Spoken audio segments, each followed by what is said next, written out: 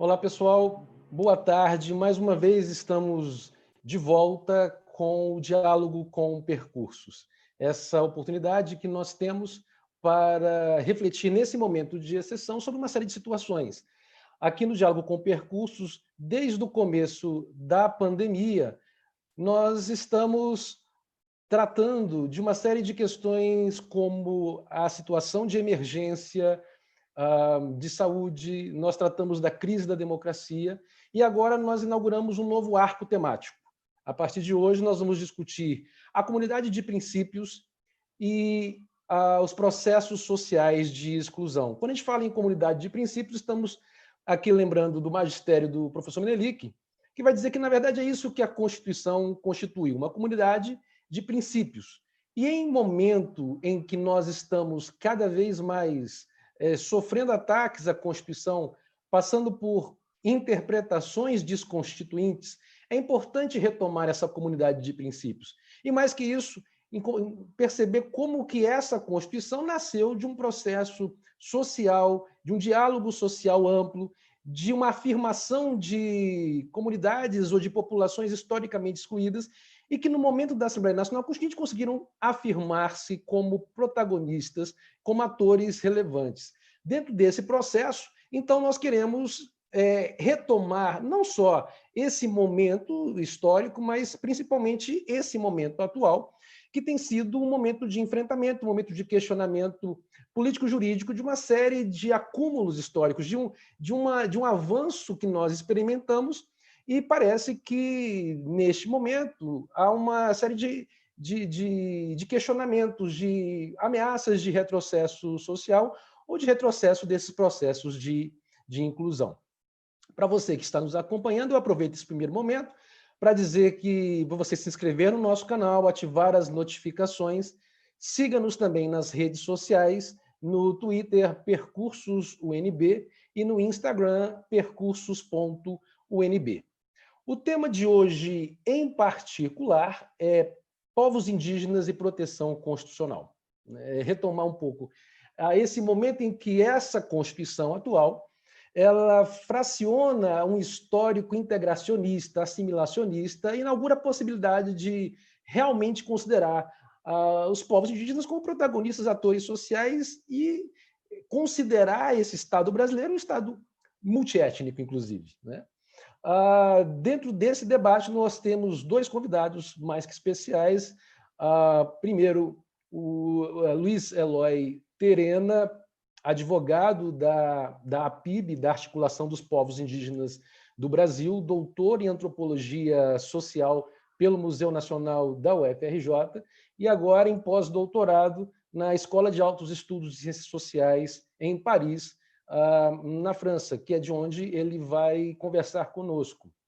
A nossa segunda convidada é a professora Rosane Freire Lacerda, professora do curso de Medicina da Universidade Federal do Pernambuco, campus Agreste, foi advogada indigenista do CIMI, do Conselho Indigenista Missionário, de 87 a 2005, e participou assessorando o movimento indígena na Assembleia Nacional Constituinte. Então, e além do mestrado e doutorado feito aqui na Universidade de Brasília, justamente sobre essa temática, sobre esse tema, que também era da atuação da professora Rosane. O Grupo Percursos saúda a vocês, né, principalmente por terem aceitado o nosso convite de conversar conosco e conversar com a nossa audiência. Eu agradeço bastante vocês terem aceitado conversar conosco e colocar o grupo à disposição, a Universidade de Brasília à disposição de vocês. A nossa dinâmica de hoje será a seguinte: nós começamos com o Luiz Eloy Terena, ele terá 15 minutos, depois Rosane também com 15 minutos, e aí nós fazemos um momento de diálogo a partir das perguntas que vocês colocam no chat, eu encaminho para eles, a gente faz 2 rodadas de perguntas com a oportunidade de dialogar diretamente com eles, ainda mais nesse momento onde a questão indígena está sendo fortemente atacada. Hoje mesmo, nós já havia notícia de que impedimento, né, que a Secretaria Especial de Saúde Indígena impediu que os Médicos Sem Fronteiras pudessem atuar em algumas regiões, né? Então, uma série de constantes ataques a um histórico constitucional que permitiu uma afirmação nesse momento sob um certo questionamento. Luiz Eloy Terena, obrigado pela aceitar. Eu passo a você a palavra para que você possa fazer a sua provocação inicial. Muito obrigado. Está com você, Luiz. Ok. Bom, boa tarde a todos e a todas que estão nos acompanhando neste momento. Eu gostaria de, em primeiro lugar, agradecer o convite por estar participando deste diálogo, né, povos indígenas e proteção constitucional. Agradecer o convite, né, pelo grupo Percursos da UNB, também o professor Douglas, né, e saudar também a professora Rosane Lacerda, né, advogada, professora, amiga e aliada, né, da luta dos povos indígenas nessas últimas décadas. Então, registrar minha enorme satisfação de reencontrá-la neste debate também e falando do tema da proteção, né, constitucional destinada aos povos indígenas. Acho que a consideração inicial que eu gostaria de trazer, sem dúvida, falar da Constituição, né, e dos direitos que os povos indígenas tiveram reconhecido na Constituinte, né, de processo da Constituinte de 87 e 88, para nós é, primeira coisa, um tema fundamental. Eu costumo dizer que o movimento indígena, as lideranças indígenas são extremamente legalistas, né, porque aonde quer que você vá, seja uma assembleia regional, seja uma reunião de uma comunidade indígena, ou até mesmo um acampamento Terra Livre, o que nós mais vamos encontrar são as lideranças indígenas empunhando a Constituição, né, e incrementando em seus discursos os dispositivos constitucionais destinados à proteção dos direitos dos povos indígenas. Então, sem dúvida, a luta, né, e a reivindicação de direitos, ela está intimamente ligada a esse processo constitucional. O outro aspecto é falar também da constitucionalização dos direitos dos povos indígenas. É um processo longo que nós temos já acompanhado e que a Constituição ela não foi a primeira a tratar dos direitos constitucionais dos povos indígenas. Ela veio, sem dúvida, aí trazendo uma guinada, né, constitucional, mas nós já tínhamos outras constituições que e especialmente a Constituição de 1934, né, que trouxe aí um reconhecimento dos direitos dos povos indígenas. A Constituição, acho que o primeiro eixo que eu gostaria de lembrar aqui é essa guinada que ela deu, né, rompendo a forma do Estado se relacionar com os povos indígenas.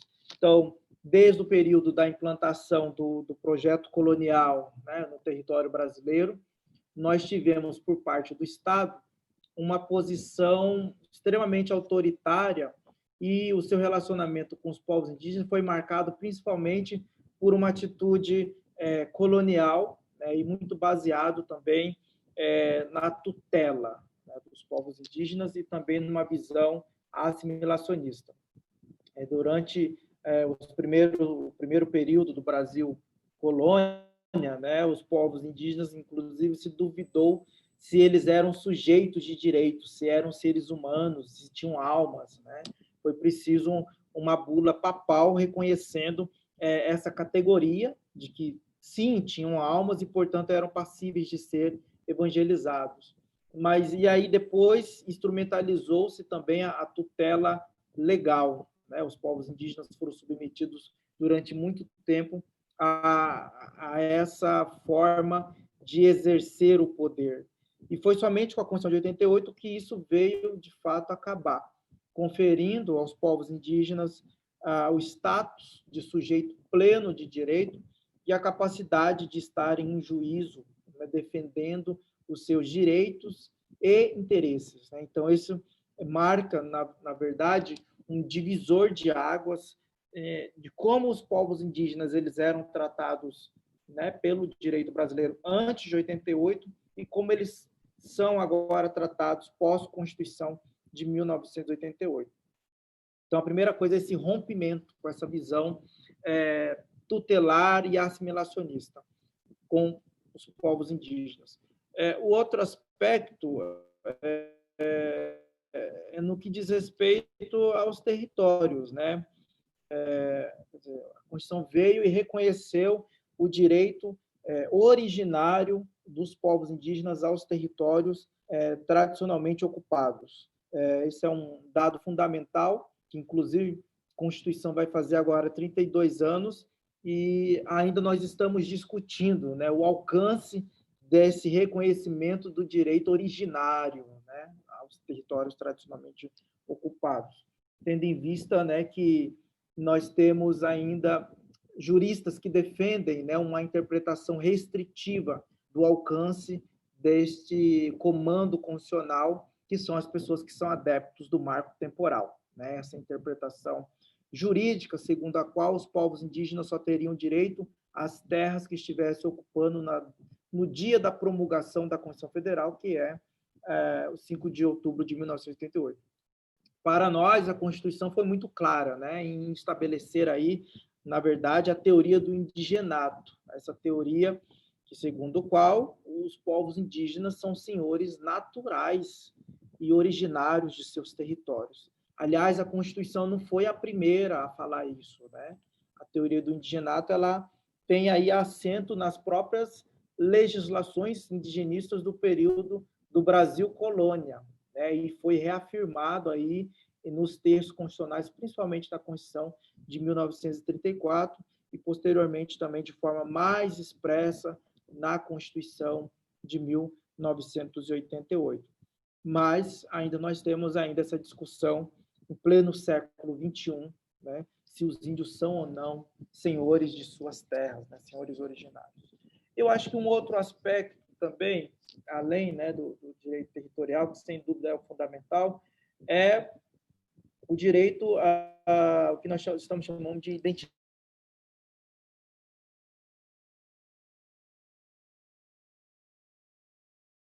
tratados internacionais e na própria jurisprudência da Corte Interamericana de Direitos Humanos, essa percepção, né, de que em vários dispositivos da Constituição nós temos aí o reconhecimento das formas organizacionais dos povos indígenas, das línguas, crenças, costumes e tradições. Então, se antes de 88, né, a orientação do Estado brasileiro era para integrar e assimilar esses povos, a Constituição ela vem trazendo um novo comando, né, normativo, no sentido de se respeitar, né, e impondo aí, de fato, inaugurando o que nós chamamos de Estado pluriétnico, né, quer dizer, reconhecendo a diversidade étnica que existe no país. Não só o 231, mas o próprio 210, né, quando faz referência expressa às línguas e aos processos próprios de ensino-aprendizagem destinado aos povos indígenas, dando aí à educação escolar indígena nas comunidades indígenas um status constitucional, né, reconhecendo aí, inclusive, o princípio da identidade étnica e o princípio da própria diversidade linguística presente nas comunidades indígenas. E aí corroborado pelo artigo 215 da Constituição, que também determina o respeito, né, às formas e às manifestações culturais dos povos, não só dos povos indígenas, mas dos vários outros povos, né, que compõem a sociedade brasileira. Então, esses direitos estão intimamente ligados à questão territorial, né? Falar em direitos sociais, e aí a pandemia ela vem justamente fazer a gente refletir sobre esses outros direitos sociais, e aí estou falando necessariamente do direito a uma saúde universal e integral, né? Proteção integral, e que foi objeto recentemente de decisão por parte do Supremo Tribunal Federal, por conta da DPF 709, impetrado pela APIB, a Articulação dos Povos Indígenas do Brasil, e mais outros 6 partidos políticos. E o pressuposto fundamental que foi discutido ali é para se proteger a vida, né, dos povos indígenas, quer dizer, o direito à vida, o direito à saúde e a própria identidade cultural, faz-se necessário, no caso dos povos indígenas, a proteção dos seus territórios. Né? Isso é uma condição sine qua non, que nós há muito tempo já estamos, né, reforçando em nossas produções, em nossos artigos, nas teses, de que outros direitos sociais, até próprios direitos identitários, eles são indissociáveis do próprio direito territorial dos povos indígenas. Então, isso daí é um pressuposto fundamental. E nessa ADPF 709, eu acho que tem uma questão fundamental que o Supremo ali, ele, de certa forma, consolidou, que é a possibilidade, né, dos povos indígenas atuarem diretamente no âmbito do que nós chamamos de jurisdição constitucional. Isso daí já é, por si só, um grande avanço, mas o outro avanço também nesse aspecto da legitimidade foi essa possibilidade, né, da APIB, enquanto organização indígena, não formalizada nos termos da legislação civilista, ou seja, não tem um estatuto ou um CNPJ, como de praxe acontece com as outras organizações, pessoas jurídicas, teve a possibilidade de fazer esse acesso diretamente à Corte Constitucional nos moldes em que ela está constituída, ou seja, uma articulação formada por organizações indígenas e que tem em seu comando executivo um grupo de lideranças indígenas, né, um conselho de lideranças indígenas. Então, esse é um aspecto fundamental que nós já vimos há muito tempo conversando e refletindo, que é um direito que emerge também do próprio 231, que é o reconhecimento das formas organizacionais dos povos indígenas, casado com o artigo 232, que é a possibilidade dos índios, suas organizações e comunidades de estarem em juízo, né, defendendo os seus direitos. Então, eu acho que isso daí é uma grande conquista do movimento indígena que nós temos neste momento no âmbito do Supremo Tribunal Federal.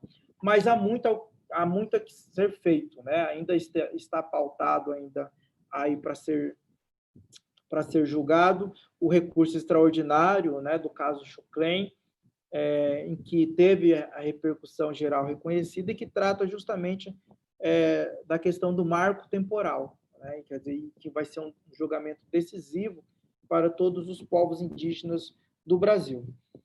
Da leitura do texto constitucional, fica muito claro, né, que a Constituição não trabalhou com data certa, como defende alguns, e muito menos quando foi traçar os conceitos da tradicionalidade indígena sobre os seus territórios, não trabalhou com requisitos temporais, né? Quer dizer, os requisitos que nós temos ali são requisitos que informam a forma como os povos indígenas se relacionam com os seus territórios, ou seja, são requisitos de cunho tradicionais e de modos de relacionamento entre povos indígenas e seus territórios.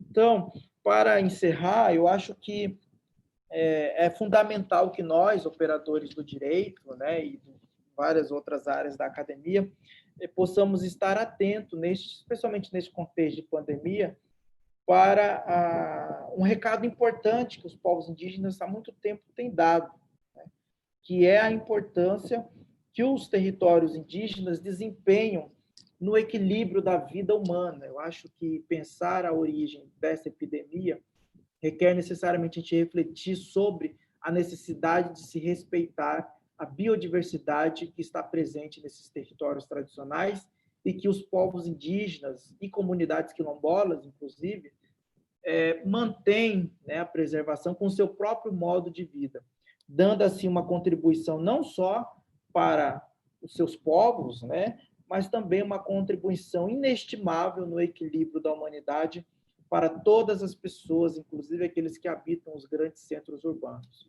Então, faz-se necessário a gente cada vez mais refletir sobre a necessidade de se proteger e de se resguardar essa biodiversidade, esses territórios tradicionais e principalmente a vida dos povos originários que ainda habitam o território brasileiro. Então, muito obrigado.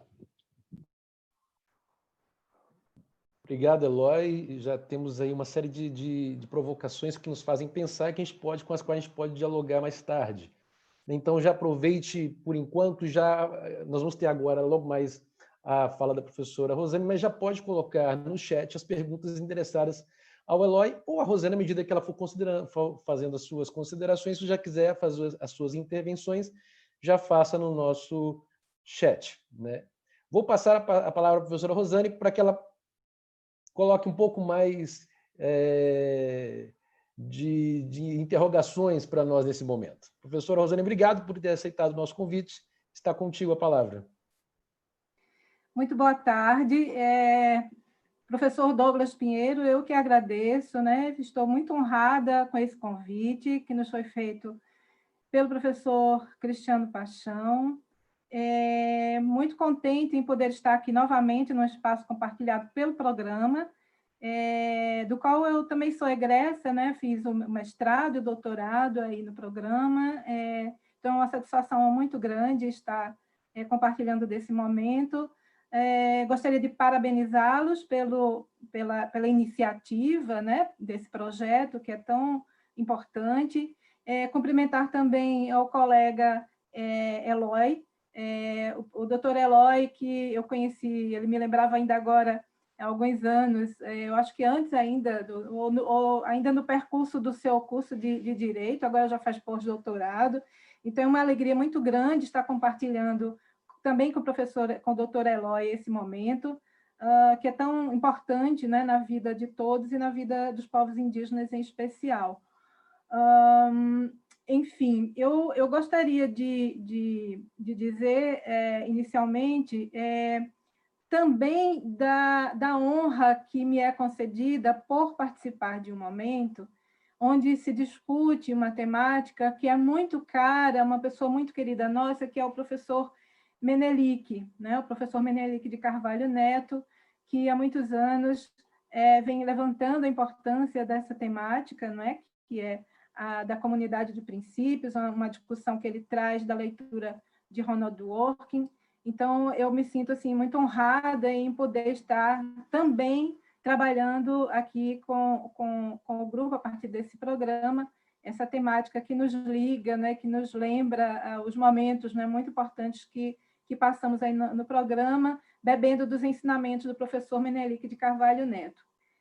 Enfim, o que eu gostaria de começar a observar em relação a essa questão que faz um diálogo com a temática indígena é o de que é importante que nós todos percebamos, né, que a trajetória constitucional brasileira sempre foi marcada por um conjunto de princípios que decorria não de um processo de inclusão, né, na Constituição, na elaboração do texto constitucional, mas princípios de um segmento determinado, um segmento específico da sociedade brasileira. Então, não por acaso, as constituições elas eram marcadas pelas concepções levadas à elaboração constitucional pelos especialistas, né, que eram a voz do direito. Então, eram sempre as constituições dos doutores, as constituições dos juristas e as constituições dos notáveis. Então, essa produção constitucional ela foi historicamente marcada como espaço de exclusão e não de inclusão. Para os povos indígenas e para outras identidades étnico-culturais minoritárias, e não apenas as minorias étnico-culturais, mas outras minorias, era, portanto, um espaço de exclusão e um espaço de invisibilidade. Então, toda essa a trajetória constitucional ela vai ser pautada por um ambiente de exclusão e de invisibilidade para as minorias, formando-se, assim, enquanto um espaço daquilo que alguns autores, mais recentemente, vão denominar de um espaço de uma monocultura, a produção de uma monocultura dentro do próprio texto constitucional, e, mais especificamente, em relação às minorias étnicas, mas nós também poderemos estender essa percepção às demais minorias, como espaço da construção de um ideal de nação, de um ideal de sociedade brasileira uniforme e homogênea. Não seria tradicionalmente, portanto, desculpem, um espaço de homogeneidade. Então, essa trajetória constitucional ela vai ser marcada por essa ideia de uma identidade, um espaço privilegiado, no sentido de se projetar o ideal de uma identidade nacional, linguística, étnica, religiosa, única. O que a experiência constitucional de 1988 vai trazer, como bem disse o professor, o doutor Eloy Terena, é que essa experiência constitucional que vem a partir da feitura do texto de 1988, ela vai marcar uma ruptura importante com esse padrão histórico de produção de um ideal irrealizável, de uniformidade, de homogeneidade e de exclusão. Ela vai marcar, portanto, aquilo que já foi mencionado antes, que é uma perspectiva que vai dar ao texto constitucional aquilo que alguns autores vão se referir como uma Constituição que vai inserir, né, o Brasil na perspectiva de um país multiétnico, na verdade, multicultural e pluriétnico. Então, a Constituição de 1988 ela passa a ter como características centrais essa outra dimensão, uma dimensão que é inclusiva e que é marcada pelo multicultural e pelo pluriétnico. E essa nova dimensão ela é trazida para o texto não de forma impositiva, verticalizada, mas ela só é possível porque houve a participação direta de vários setores, de vários segmentos da sociedade, inclusive dos povos indígenas, no seu interior, como era o desejo, por exemplo, dos povos indígenas. Me recordo que em 1984, entre 86, 85 e 1986, então, a União das Nações Indígenas, que era a organização indígena, que tinha grande projeção na época, fazia uma reivindicação no sentido de que os povos indígenas se fizessem representar com assentos específicos enquanto constituintes. Esse desejo, infelizmente, não foi realizado, mas apesar disso, foram construídas, não só pelos povos indígenas, mas por uma multiplicidade muito rica de outros setores representativos de minorias, de setores historicamente excluídos da sociedade, de se fazerem presentes no âmbito da Constituinte, e isso aconteceu durante 2 anos, através de visitas aos gabinetes dos constituintes, através da elaboração das emendas populares à Constituinte, através da presença maciça desses setores nos corredores da Constituinte, através das famosas audiências públicas, é aí que são inauguradas as experiências das audiências públicas. Há um livro, inclusive, muito interessante, que vai resgatar a documentação desse período histórico, que é um livro chamado A Sociedade na Tribuna, que foi produzido na época das comemorações dos 20 anos da Constituinte, que vai mostrar como a sociedade esteve em peso dentro da Assembleia Nacional Constituinte, participando das audiências públicas, debatendo os temas que eram muito caros a todos esses segmentos. E os indígenas foram um desses segmentos, talvez um dos mais atuantes, certamente um dos mais atuantes, na verdade, né? Então, nós temos aí, a partir de toda essa riqueza de participação social no cenário constituinte, a produção de um texto que vai refletir uma proposta para o país que, muito diferentemente das propostas anteriores, é uma proposta rica e uma proposta inclusiva, né? Então, é a partir daí que nós temos uma Constituição que é regida pelos ideais de uma sociedade fraterna, pluralistas, sem preconceitos, fundada na solução pacífica das controvérsias, que coloca como eixo central a proteção à dignidade da pessoa humana, como um fundamento, né, do próprio Estado democrático de direito.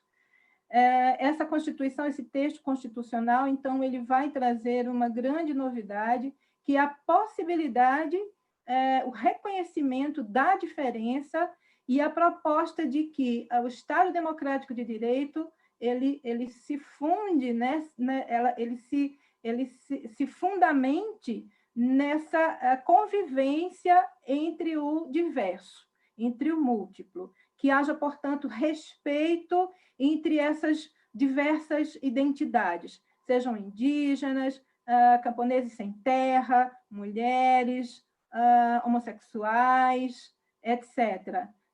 Respeitando a todos os direitos fundamentais, a partir do princípio da dignidade da pessoa humana. Eu me lembro que, por exemplo, houve audiência pública onde se fez representar a voz de presidiários, de brasileiros que estavam presos, encarcerados, mas que enviaram suas cartas a constituintes, e essas cartas foram lidas em plenário, colocando as necessidades, as demandas enquanto seres humanos daqueles cidadãos, daqueles brasileiros postos naquela situação. Então, é uma Constituição que, como vai dizer né, tão belamente o professor Menelik, é uma Constituição que, o que ela constitui? Ela constitui essa comunidade de princípios, né? Que são princípios muito caros, portanto, a um momento histórico, elas são produzidas no momento histórico do país, onde isso não só foi possível, foi muito desejado, não é? Houve muita luta para que isso acontecesse, mas que são princípios que não ficam, também como o professor Menelik sempre nos ensina, que não estão apenas no texto, né? São princípios que vão abarcar outras expressões da diversidade, e são princípios que também vão estar sujeitos à dinâmica histórica, social, que vão se transformar, mas que estarão ali para balizar as formas de interpretação que precisam ser utilizadas como grandes referenciais no julgamento das questões, no exercício do direito e das demandas, né? Então, assim, nós vivemos ali naquele momento um marco histórico, né? Não apenas para os povos indígenas, mas para todas as formas minoritárias de expressão, de identidade. Ainda agora eu conversava numa live com lideranças do povo cigano Calon, né? E colocava justamente isso, da importância da Constituição Federal também para a defesa dos direitos das populações ciganas, ainda hoje invisibilizadas. Para finalizar, nós temos hoje, isso é uma avaliação que eu tenho feito, hoje nós vivemos um outro momento histórico, um momento de muita preocupação, que não é só em relação à situação brasileira, mas isso vem acontecendo no mundo. Nós estamos num período de ascenso do chamado neofascismo, né, que está aqui presente no Brasil e em outras partes do mundo também, na Europa, nos Estados Unidos, enfim. E, a partir daí, o que se tem percebido é o grau de riscos que essa comunidade de princípio corre. Então, na medida em que é dado o avanço do neofascismo sobre as instituições, inclusive também o que tem observado por dentro, né, do tecido institucional, é o nosso receio de que essa comunidade de princípios que garante o respeito aos direitos indígenas e aos outros segmentos da população estejam todos em risco. Então, nós não sabemos exatamente o que vai ser, né? Aí do futuro, o que é que ele nos aguarda, mas creio que todos aqueles que temos compromisso com a convivência na perspectiva civilizacional, eu sei que é uma expressão eurocêntrica, não é? Mas estamos numa encruzilhada aí, barbárie de um lado e a civilização enquanto forma de convivência, né, das diferenças do outro. Então, eu gostaria de encerrar com essa questão. Até que ponto essa comunidade de princípios vai resistir ao avanço avassalador de propostas fascistas, se de fato esse for, né, o percurso, né, e como resistir a esse avanço do neofascismo também no nosso país. Obrigada. Obrigado, Rosane. Já temos aqui uma série de elementos para a gente começar a dialogar. Né? Antes de fazer as perguntas, eu mesmo fazer as minhas perguntas e fazer as perguntas que vêm do chat, você que está nos vendo, eu já te convido a se inscrever no canal, ativar as notificações, nos seguir nas redes sociais, nos seguir no Twitter e no Instagram. No Twitter, Percursos UNB, no Instagram, percursos.unb. Eu queria já fazer algumas colocações, tanto a Rosane quanto ao Eloy. Eloy, você ia dizendo no final da sua fala, você colocava que a importância da garantia dos territórios indígenas não interessa apenas aos indígenas, interessa, inclusive, aos puxarará, né, como você dizia na sustentação oral que eu acompanhei no STF, que é o termo que a língua terena usa para se referir aos brancos, né? Interessa só aos povos indígenas, interessa também aos puxarará, porque há uma questão que é a questão da preservação da diversidade. Eu te pergunto se uma das formas como o Estado tem tratado os territórios indígenas, às vezes considera que os povos indígenas são apenas agentes ecológicos, porque em muitos casos a superposição de terras demarcadas com reservas ambientais. Né? Há uma série de situações nacionais em que há uma superposições de reservas ambientais com territórios indígenas, ou terras já demarcadas, o que acaba reforçando aquelas 19 condicionantes daquele caso Raposa Serra do Sol, que é uma série de condicionantes que limitam bastante, sobremaneira, o uso do próprio território pelos povos indígenas. Então, eu já colocaria uma pergunta nesse sentido, ou seja, até que ponto eu entendo que existe uma necessidade de reforçar que proteger ou garantir territórios indígenas também nos interessa, mas até que ponto não é um ônus que se coloca sobre os povos indígenas de que eles é que seriam os responsáveis pela garantia da ecológica, pela permanência desses últimos territórios que ainda são de reserva de mata original. Então, como que você enxerga essa superposição entre terras demarcadas, esses territórios indígenas, e as questões das reservas ambientais? O segundo questionamento que eu faço, e aí, tanto para você quanto para a Rosane, a questão de que, quando nós falamos no Estado pluriétnico, com essa leitura constitucional, mas a gente ainda temos uma justiça que talvez não seja pluriétnica. Né? A gente pegar um exemplo de um país vizinho, de um país próximo, como a Bolívia, que reconhece propriamente a justiça indígena originária, que tem um tribunal constitucional plurinacional com representantes indígenas e não indígenas, e aqui, de certo modo, é óbvio que o reconhecimento da legitimidade ativa da PIB para a jurisdição constitucional é um passo enorme, mas o quão longe nós estamos ainda de uma justiça propriamente pluriétnica, porque ainda é necessário que os povos indígenas conheçam o instrumental da jurisdição, a linguagem jurídica, para que ele possa conseguir pautar as suas questões. E eu pergunto tanto para a Rosane, que lida com isso como pesquisadora, e para o Eloy, que lida com isso como próprio jurista, né, como alguém que está atuando diretamente no direito, como que enxerga essa questão. Das perguntas que tem vindo do chat, eu já agradeço a colaboração do Manuel Prado Júnior, do Rafael Lameira, da Bistra Apostolova. O Manuel Prado ele coloca como que a Corte Interamericana de Direitos Humanos, ou seja, se essa percepção de uma convencionalidade, de acordos internacionais, de decisões de cortes internacionais, se elas podem ajudar a pautar esse debate no Brasil, né? Para além da decisão do nosso próprio judiciário, nossa própria justiça, da jurisprudência de marco temporal, que cada vez se retoma, como que a experiência de fora, de experiência Eloy, que está, inclusive, podendo estabelecer diálogos de outros lugares, como é que a convencionalidade, outros tribunais têm enxergado, possam contribuir para esse debate nacional. O Rafael Lameira coloca uma questão que é propriamente dessa que eu comentei no começo, que é essa proibição que foi dada a que os Médicos Sem Fronteiras atuassem no combate à Covid nas comunidades indígenas de Aquidauana, no Mato Grosso do Sul.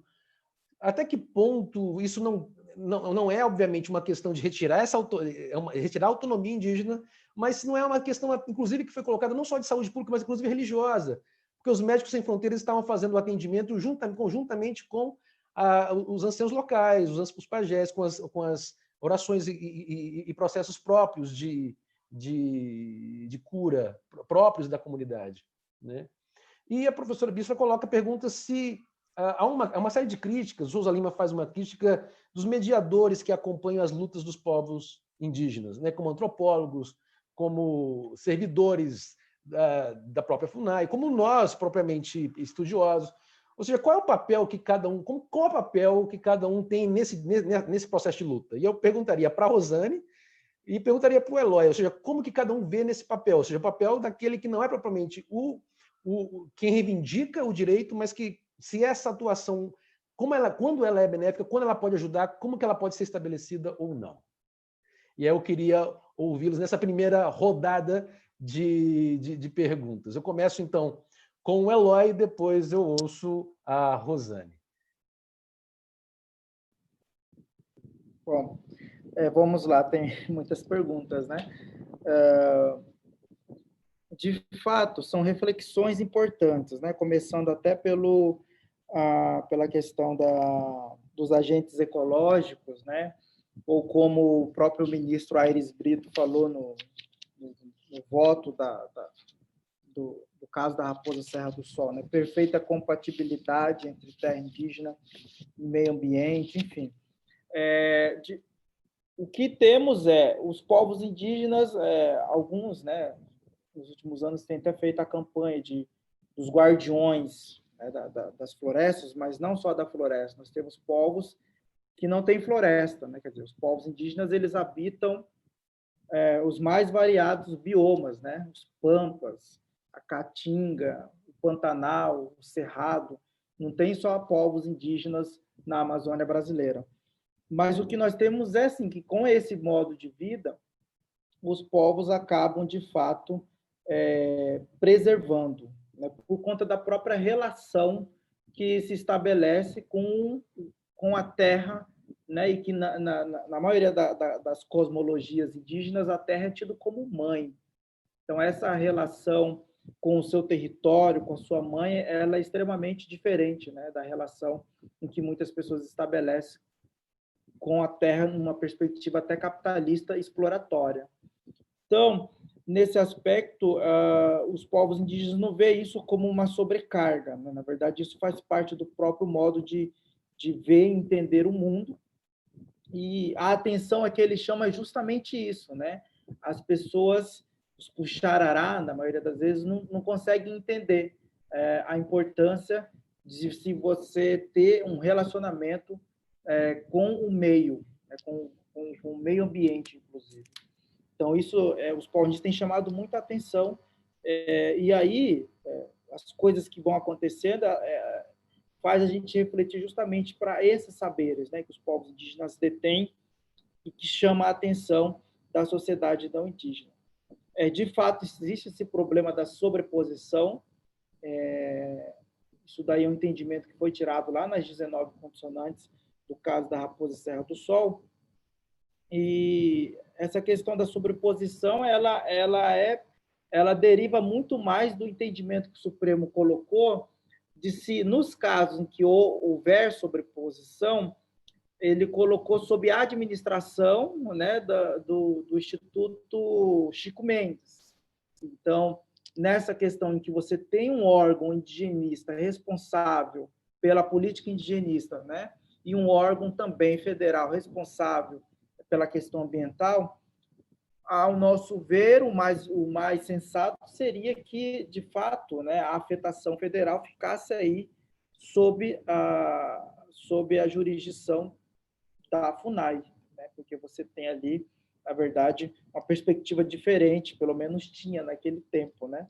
Eu não sei, agora a FUNAI também já é outra, então a gente precisa até repensar essas questões, mas a questão da sobreposição, ela inclui justamente isso, porque as pessoas tendem a limitar o usufruto que os povos indígenas têm sobre os seus territórios. E para nós não parece sensato, porque nem a própria Constituição trabalhou com limitação ao direito do usufruto dos povos indígenas, né? Quer dizer, então, nesse aspecto, temos que isso é inconstitucional. A questão do Estado pluriétnico é fundamental. De fato, nós temos ainda uma justiça muito conservadora. Isso a gente vê em muitos aspectos, seja no âmbito territorial, em que os magistrados acionam a todo momento teses, né, restritivas para negar direito dos povos indígenas, seja no âmbito criminal, né, em que também os magistrados acionam também teses que são ultrapassadas do ponto de vista da cientificidade, inclusive, para negar direitos e garantias fundamentais aos indígenas. E isso nós vamos ver se repetindo em vários outros âmbitos, inclusive no âmbito da seguridade social. Até pouco tempo nós tínhamos isso em relação à questão da aposentadoria especial destinada aos indígenas. E um outro aspecto, na própria DPF, né, nós pedimos a extensão imediata do serviço do subsistema de atenção à saúde indígena para os indígenas que estão em contexto urbano, e esta parte do pedido foi negada, né, pelo Supremo. Então, foi um avanço, mas nós temos ainda muitas coisas a serem enfrentadas. Eu acho que ainda o judiciário precisa, de fato, entender essa jusdiversidade, né? Você compreender o Estado pluriétnico é diferente, é um pouco aquém do reconhecimento que nós tivemos na Bolívia, que é um Estado plurinacional, né? Então, entra aí nessa evolução, inclusive, do constitucionalismo latino-americano. Mas, de fato, os povos indígenas, eles têm suas formas próprias de organização, mas têm também as suas formas próprias do direito, né? O direito que eu chamo, inclusive, no artigo que eu escrevi, sobre o direito que nasce da aldeia, que é esse outro direito, né? que nós podemos até teorizar a partir da própria teoria crítica do direito, ou do pluralismo jurídico, ou até mesmo da linha do direito achado na rua, né? Que é esse direito que vem das formas, né, de participação, das mobilizações, reivindicações territoriais, e que emergem justamente do chão batido da aldeia, né? Que, inclusive, reconhece como sujeito de direito outros autores para além dos povos indígenas. Reconhece a água, os animais, a floresta, e inclusive os seres encantados que habitam esses lugares como sujeitos de direito. Então, é um outro direito que está em contraste, né, com esse direito positivado, que nós precisamos, de fato, avançar.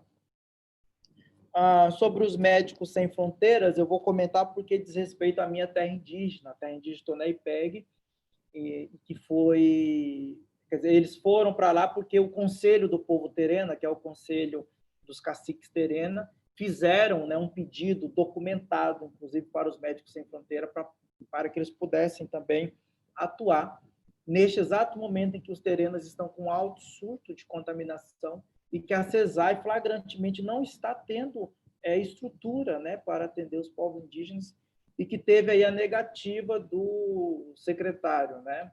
Eu acredito que isso fere, sim, a autonomia dos caciques, tanto é que já estamos revertendo essa situação. Os médicos não precisam de autorização, né, da CESAI para entrar nas terras indígenas, elas precisam da autorização dos caciques, das comunidades e isso já tem. Mas isso revela uma outra faceta, que é isso que os povos estão denunciando nesse contexto de pandemia.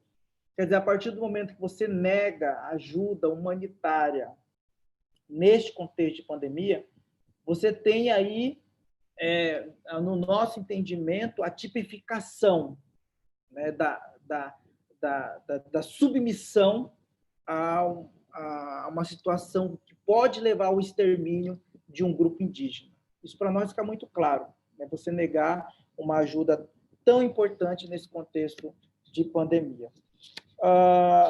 E para finalizar, a pergunta da Bistra, né? Se eu anotei bem aqui, ela cita o professor Antônio Carlos Souza Lima, eu vou ser obrigado a responder. O professor Antônio Carlos Souza Lima é meu orientador de doutorado em antropologia no Museu Nacional. De fato, em muitos textos, o professor Antônio Carlos Souza Lima trabalha isso, né? Eu acho que desde a sua tese de doutorado, né, que resultou no livro Grande Cerco de Paz, mas também passando pelo texto que ele analisa a atuação do próprio Marechal Rondon, né, que muitos consideram como fundamental na defesa dos direitos dos povos indígenas, mas em outros textos em que ele fala, né, do movimento indígena e sua relação com o Estado, eu acho que não podemos, de fato, generalizar os mediadores, né, os antropólogos, os indigenistas, os operadores de direitos, de fato, têm papel fundamental na defesa dos direitos dos povos indígenas. E a crítica que ele faz, não é, de fato, eu acho que não é de forma generalizada assim. Sim, alguns aspectos, né, em relação à própria tutela, né, como agentes estatais, em determinado contexto e conjuntura histórica, agiram, né, para manusear a máquina pública e manusear documentos, expedientes administrativos para beneficiar os interesses não indígenas, né? Então, é preciso que a gente faça muito bem esse recorte para não generalizar, né, os antropólogos, muito menos as pessoas que atuam aí há muito tempo defendendo os interesses dos povos indígenas. Eu acho que a crítica que o professor faz, e faz muito bem, é no sentido de garantir essa autonomia dos povos indígenas. Até porque tutela não se exerce só por meio do Estado. Existem muitas outras formas das pessoas quererem tutelar, ainda hoje, né, os povos indígenas, inclusive no meio acadêmico, né? Então, é muito importante a gente estar com essas reflexões atentas. Professora Rosane, antes da professora Rosane falar, eu já gostaria de registrar a presença do próprio professor Antônio Carlos Souza Lima, que está acompanhando a transmissão. Ele se manifestou no chat. Professor, eu não encampei a crítica, eu apenas repassei a pergunta da professora Bistra. Eu acredito que o Eloy fez uma defesa bastante clara de qual é a sua posição em relação a esse tema. E registrar a presença do professor Zé Geraldo. Você também mencionou a questão do direito achado na rua. O professor Zé Geraldo também está acompanhando a transmissão e fez o registro no chat de estar acompanhando. Agradeço também ao professor Zé Geraldo acompanhar esse nosso debate. Rosane, passo para você agora, para suas considerações. Essa primeira rodada de perguntas que eu vou fazer depois uma segunda rodada. Ok. Então, professor Zé Geraldo, tão querido mestre, né? É um prazer e uma honra saber que está aqui nos acompanhando. Bom, em relação à questão da superposição, terras indígenas e unidades de conservação, aí historicamente, isso não é nenhuma novidade. O julgamento do caso Raposo Serra do Sol pelo Supremo deu mais visibilidade, mas a possibilidade de sobreposição, terra tradicionalmente ocupada pelos índios com unidades de conservação ambiental, sempre foi um tema controverso. Quando eu atuava no Conselho Indigenista Missionário como assessora jurídica, já se discutia isso. Nós éramos do entendimento de que essa superposição de dois tipos, né, de terras seria inconstitucional, porque as unidades de conservação ambiental elas trazem uma série de restrições à posse e ao uso da terra, pelos povos indígenas, restrições essas que não são permitidas pelo texto constitucional.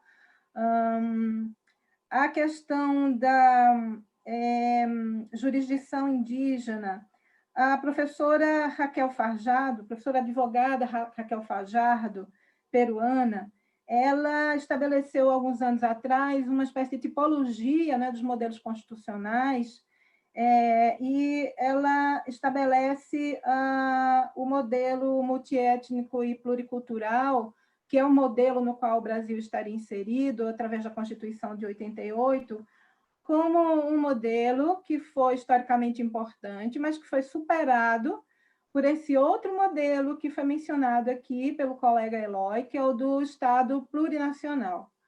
Então, isso vai se refletir em outras, além de várias outras questões, no reconhecimento, no modo como o Estado brasileiro reconhece a produção do direito pelos próprios povos indígenas, como eles produzem o direito, como eles aplicam o direito. No caso brasileiro, nós não temos no texto constitucional a referência ao respeito às formas de organização social dos povos indígenas, mas não temos no texto expressamente o reconhecimento do direito indígena e das formas de fazer direito, de aplicar o direito. Existe, contudo, uma construção que já era feita na década de 80, a partir da vigência da Constituição, que utilizava-se, inclusive, do Estatuto do Índio, da Lei 6.001, de 1973, que reconhece, já na época da ditadura militar, o Estatuto do Índio reconhecia formas de aplicação do direito penal entre os indígenas. Então, isso nos levantava a ideia de que, se assim o era, quando havia um estatuto do índio que era de feitio tutelar e que trabalhava com a perspectiva da integração, as possibilidades de ampliação, né, da aplicação, do reconhecimento da jurisdição indígena seriam muito maiores a partir da vigência do texto constitucional de 88. Então, nós tivemos, a partir daí, algumas experiências individuais de juízes que procuraram privilegiar a aplicação do direito indígena no caso de processos criminais. Processos criminais ocorridos a partir de práticas, né, imputadas entre índios, né? Então, crimes que ocorreriam entre índios, dentro de uma determinada comunidade indígena, esses casos poderia se reconhecer a aplicação do direito indígena como solução para aquele caso, e no sentido tanto de punir quanto de entender que não houve ali uma prática criminosa. Mas essas iniciativas sempre foram de cunho individual, né? A partir do entendimento pessoal, individual da autoridade judicial, e não como na Bolívia, que nós temos no texto constitucional reconhecidas as formas próprias, né, os sistemas próprios de jurisdição indígenas, através daquilo que eles chamam de jurisdição indígena originário campesina. Então, essas formas não foram reconhecidas no Brasil, mas existe aí todo um debate a partir do próprio texto constitucional, no sentido de que uma interpretação mais ampla poderia ser utilizada. A questão dos médicos sem fronteiras, enfim, o Eloy ele coloca com muita propriedade a partir do texto constitucional de 88, não é mais possível, já não nos parecia à época, muito menos agora, que qualquer órgão estatal possa se sobrepor à vontade da própria comunidade, no sentido de estabelecer quem é passível ou não de ingressar numa terra indígena. Isso era um recurso utilizado com frequência durante a época da ditadura militar, sob o pretexto de que os índios eram menores de idade, portanto tutelados. Então, a partir do texto de 88, não nos parece que isso seja mais possível. Então, quem tem autoridade e legitimidade para definir quem entra no território indígena são os próprios indígenas. A questão que a professora Bistra coloca em relação ao papel dos mediadores, acho que reflete um pouco isso. Sempre houve no Brasil uma discussão, até um certo ponto acalorada, sobre quem fala em nome dos índios, né? Porque nós tivemos aí uma longa trajetória legal, no sentido de que os povos indígenas, como menores de idade, que eram considerados relativamente incapazes, deveriam ser tutelados.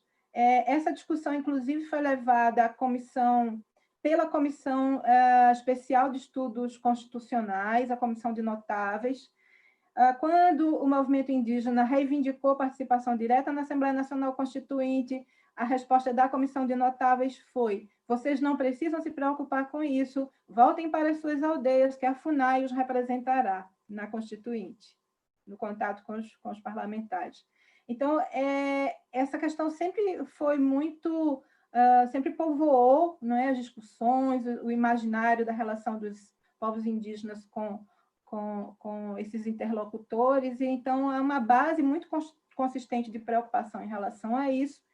E o avanço que essa comunidade de princípios trouxe é justamente no sentido de que não há mais que se falar em legitimidade para terceiros falarem em nome dos indígenas. Eles próprios têm sua voz, eles próprios têm capacidade, eles próprios se representam, né? Então, isso também fez parte dessa trajetória de lutas desses povos. Eu acho que, no momento, é isso. Não sei se esqueci alguma questão. Obrigado, Rosane. Eu vou fazer uma segunda rodada de perguntas, e aí que já surgiram no chat. Enquanto isso, você que nos acompanha, se inscreva no canal, ative as notificações, siga-nos nas redes sociais, no Twitter, no Instagram, né, no Twitter, Percursos UNB, no Instagram, percursos.unb. Eu queria fazer uma segunda rodada de questionamentos que vieram do chat, né? E aí, já agradecer as várias manifestações, eu vou fazer o agradecimento, depois fundir algumas perguntas, mas agradecer a Lara Taroco, ao Gustavo Lima, a Carolina Rodrigues, ao Lucas Cravo que o Eloy conhece pessoalmente, a Lucas Orsi, Samuel Fonteles, Carolina Santana, e eu queria resumir algumas questões aqui, inclusive já foram abordadas por vocês, ou seja, nós tivemos de novo algumas dúvidas em relação a essa questão de Estado plurinacional, né? Eu acho que Estado plurinacional, o Eloy mesmo esclareceu, é um outro momento do novo curso latino-americano, mas de Estado mais pluriétnico, mas que se a Constituição já pelo menos permitiria um avanço em relação a isso, mas que já de alguma maneira vocês já trataram.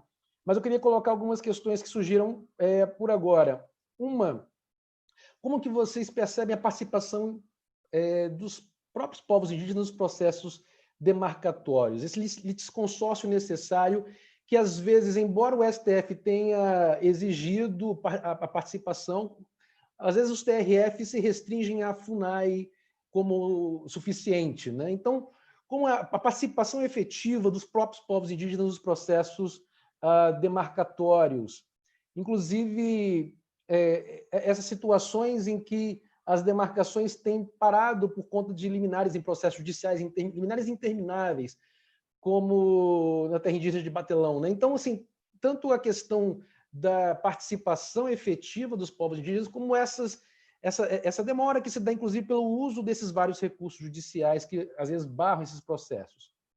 Uma outra pergunta, em relação a essas medidas em que o executivo atual como ele tem lidado com a questão da pandemia em relação, ou lidado não só em relação à pandemia, mas com uma série de práticas em relação aos povos indígenas, se isso realmente configuraria ou não um indício de genocídio, ou seja, de etnicídio, algo a ser analisado pelo Tribunal Penal Internacional, né?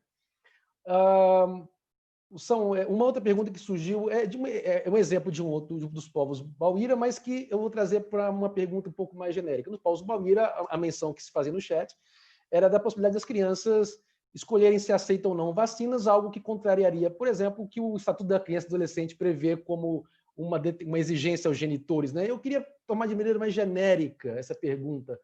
Quando há uma uma oposição entre a normativa dos povos indígenas em relação à normativa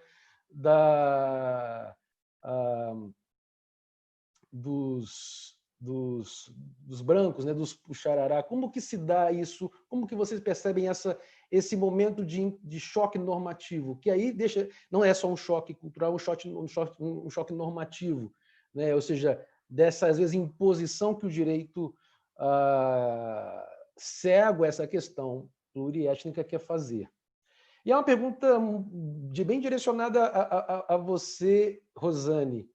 A Carolina pergunta que, na votação, esse termo que consta na nossa Constituição, no artigo 231, que faz menções a terras imemoriais, que isso não houve propriamente uma votação. O Bernardo Cabral coloca isso no texto a partir de um acordo de líderes de partidos. Se você tem mais informação, além, porque essa é uma informação que se encontra na sua produção, na sua tese, no seu livro, como que se deu isso? Se você tem os bastidores dessa inclusão de terras imemoriais que surge como um acordo de líderes de partido mais do que uma votação aberta em plenário. Eu gostaria de voltar, então, novamente a um e a outro para ouvi-los, né? Vou inverter agora, vou começar com você, Rosane, e depois eu ouço o Eloy.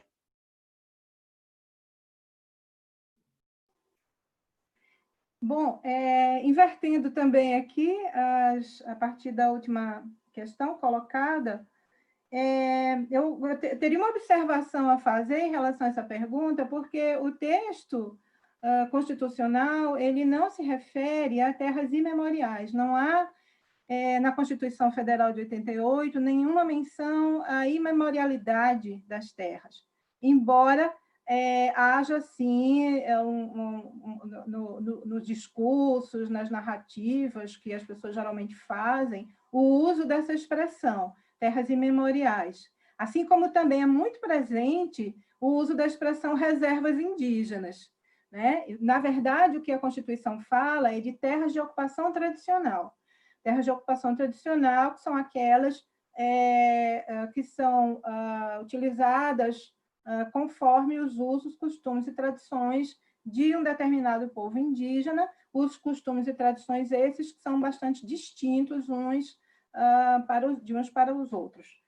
Então, não há uma afirmação em nenhum momento dessas terras enquanto referidas a um passado remoto que se perde no tempo. Em nenhum momento a Constituição coloca a exigência de que a terra indígena só se caracterize se for uma terra que remeta a esse passado remoto que se perde no tempo. Ela não coloca isso não está presente no texto constitucional. Tanto é que têm sido reconhecidas, tanto administrativamente quanto judicialmente, terras indígenas, por exemplo, aqui na região Nordeste, na região Sudeste, cujo processo de invasão é antigo, né, de invasão colonial é antigo, os povos tiveram que se mudar várias vezes, fugindo de guerras e de massacres, e em alguns territórios eles chegaram mais recentemente, mas o que vai definir o caráter de terra de ocupação tradicional é a forma tradicional de ocupar aquela terra, é a sua relação tradicional com aquele pedaço de terra, com aquele território. Então, sem a exigência da imemorialidade. Agora, a construção dessa expressão terra de ocupação tradicional, de fato, passou por um acordo de liderança, houve todo um trabalho em relação a isso. Eu não me recordo agora os detalhes, mas nós tivemos ali, a partir da atuação do Centrão, da reformulação do projeto pelo senador Bernardo Cabral, chegamos a uma perspectiva muito difícil, onde a exigência da imemorialidade havia sido colocada, a exigência de que os índios não fossem aculturados, então, povos indígenas que estivessem em situação assim como aculturados, eles não teriam direito à proteção constitucional, né? Então, chegamos a um ponto crítico e acabou que houve ali um entendimento para que se chegasse a um acordo.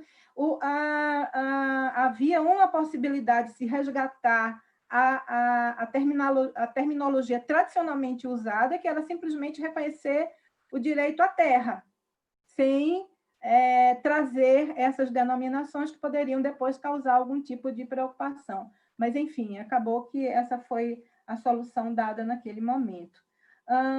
A questão da oposição entre a normativa indígena e não indígena, não sei se seria mais apropriado ao Eloy responder. A questão da pandemia, da possibilidade de genocídio. No mês de novembro, a Comissão Arnes e um outro coletivo de advogados pelos direitos humanos levou ao Tribunal Penal Internacional uma representação contra o presidente da República por incitação ao genocídio. Isso foi ainda antes da pandemia, né? Antes desse processo que nós estamos hoje mergulhados.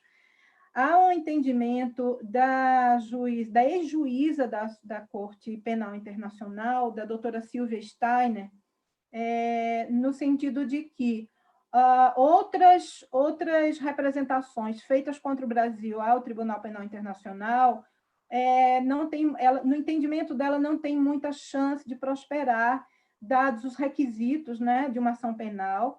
Mas, no caso dos indígenas, ela vê fortes possibilidades de que essa denúncia venha a prosperar, por conta, inclusive, de precedentes do tribunal, no sentido de que pode haver o enquadramento do que está acontecendo com os povos indígenas como uma caracterização de limpeza étnica.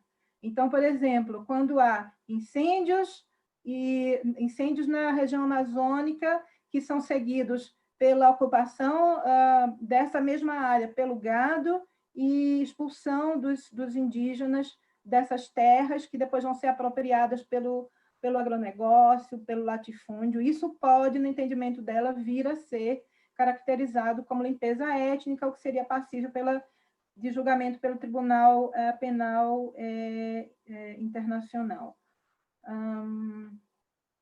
Bom, eu acho que era isso no momento. Eloy, passo ao Eloy agora para essa última rodada de perguntas. Ok, obrigado pelas perguntas. Eu acho que a primeira, né, participação nos processos, enfim, quando se trata de demarcação de terras indígenas, na verdade, nós temos duas instâncias, né? A administrativa e a judicial. O que nós estamos observando nos últimos anos, quer dizer, é a judicialização dos processos de demarcação de terras indígenas. Um procedimento que foi previsto para ser feito na via administrativa, e nós temos aí um alto número de judicialização. Esse é um aspecto. No processo que tramita, né, na via administrativa, os povos indígenas participam, né, especialmente na primeira etapa, que é a etapa da identificação e delimitação, quando o grupo de trabalho liderado pelo antropólogo vai a campo. Então, é fundamental essa interação com a comunidade indígena, justamente para buscar ali os requisitos que marcam a tradicionalidade. Aliás, reforçar, né, o que a professora Rosane Lacerda já impulsou aqui. A Constituição não trabalha com a categoria terra imemorial. Isso era uma categoria utilizada antes da Constituição e, portanto, mais uma inovação cravada no texto constitucional, que é a tradicionalidade. E a própria Constituição traz esse requisito, né, que é a tradicionalidade, e ela mesma traz o conceito de terra tradicionalmente ocupada no parágrafo 1º do artigo 231. Então, o conceito de terra tradicional, ela emerge da própria Constituição, é um conceito vinculado à Constituição, e com isso nós afastamos aí esses argumentos que muitos utilizam para dizer que antropólogos, que o CIMI, que organizações internacionais estão criando terras indígenas. Não, isso daí é um conceito vinculado à Constituição.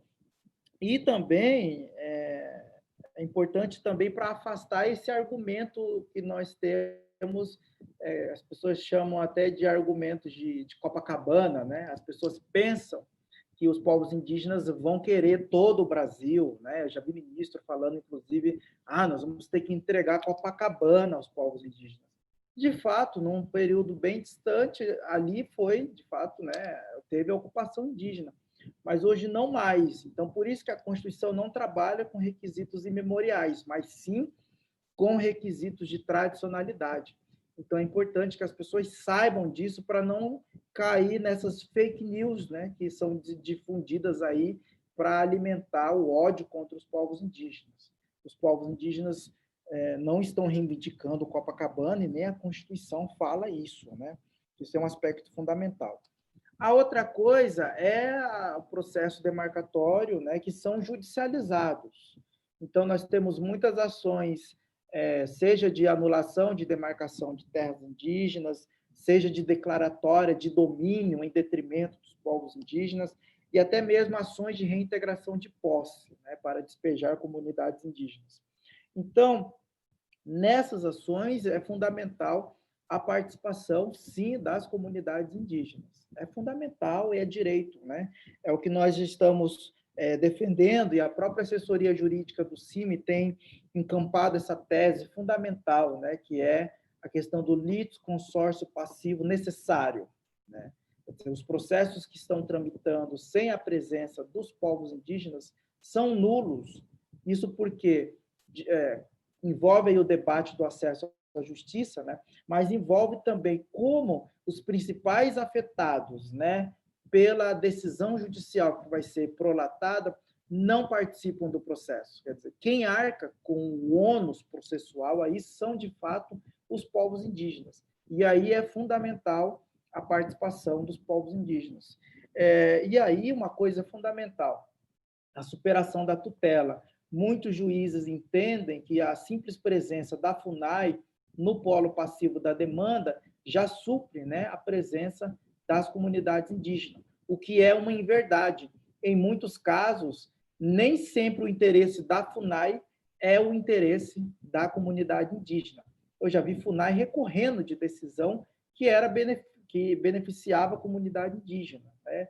E nos últimos anos, a gente tem também visto como a União, por meio da Advocacia Geral da União, tem sofrido aí a interferência também da classe, da elite agrária brasileira, né? Então, a própria Portaria 303, lá em 2012, e agora o Parecer 001 de 2017, né? Que, na verdade, alinhou, né, a advocacia pública aos interesses do agronegócio e em detrimento aos povos indígenas. Então, nem sempre a presença da União e da FUNAI no processo supre, né, a presença dos povos indígenas. Então, esses são interesses diversos. Interesses da administração pública nem sempre é o interesse dos povos indígenas. Embora nós entendemos que o dever da União é defender o interesse da demarcação, porque terra indígena é bem da União. Então, é missão institucional e constitucional dos advogados públicos defenderem aí, no caso, o interesse da União. E, nesse caso, sim, né, é o interesse da demarcação das terras indígenas. A outra questão, essa questão do genocídio, é uma coisa que o movimento indígena está falando muito, né? E no nosso alerta ao Supremo, nós falamos em risco de genocídio. Isso, de fato, para nós, existe esse risco concreto, porque nós temos povos e comunidades inteiras que, se o vírus entrar, né, existe aí a possibilidade de extinção desses povos. E o nosso alerta é justamente nesse sentido, em uma omissão sistemática do governo federal em não adotar medidas para a proteção desses povos, né? Então, nessa perspectiva, a gente tem chamado muita atenção para esse risco concreto, né, de que, se não for adotadas essas medidas, corre-se o risco, sim, de ter aí uma violação muito grave do direito à vida dos povos indígenas. E, no caso dos povos indígenas, o genocídio, né, vem acompanhado do que nós chamamos do etnocídio, que, além de exterminar a vida, né, você tem aí o extermínio da cultura, de um povo inteiro, né, de línguas indígenas. Isso é fundamental. Por fim, a questão da autonomia né, dos conflitos que existem de fato, né, entre o direito positivo e o direito indígena, o direito próprio. A gente tem observado muito esses casos em vários cenários, seja no próprio direito criminal, em que nós temos a aplicação de penas segundo costumes, né? Mas também a gente tem observado isso em outros aspectos, né? Da vida em sociedade indígena.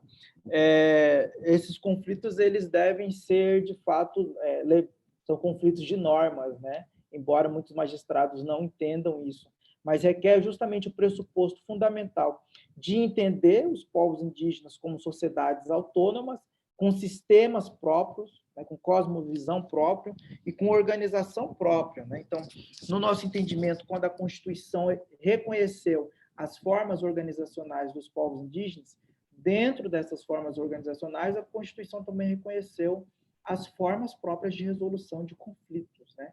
Então, é um caminho ainda que a gente tem muito a percorrer e nós precisamos contar cada vez mais, né, com operadores do direito que estejam sensíveis, né, a essas outras dimensões do direito.